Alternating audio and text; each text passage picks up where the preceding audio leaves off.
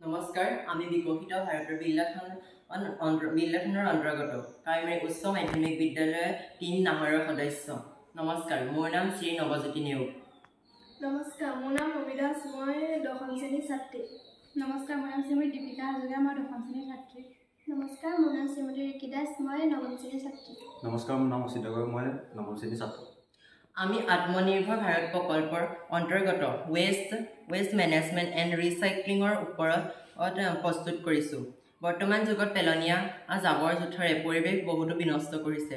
পৰিৱেশত থকা জাবৰ জোঁথৰ পলিথিন প্লাষ্টিক আদি য'তে ত'তে পেলোৱাৰ ফলত যথেষ্ট সমস্যাৰ সৃষ্টি হৈছে।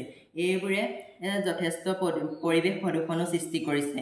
সেয়ে আমি এইসমূহৰ পৰা বিভিন্ন গৃহসজ্জা সামগ্ৰী যেনে ফুলদানি, পেনষ্টেণ্ড, ৱাল হেংগিং আৰু আমি ঘৰত সজোৱাৰ বাবে বেলেগ বেলেগ ধৰণৰ সামগ্ৰী প্ৰস্তুত কৰিছোঁ। এইবোৰ আমি প্লাষ্টিক আৰু কাগজৰ পৰা প্ৰস্তুত কৰিছোঁ। এইবোৰ প্ৰস্তুত কৰি আমি প্লাষ্টিকক পুনৰ ব্যৱহাৰ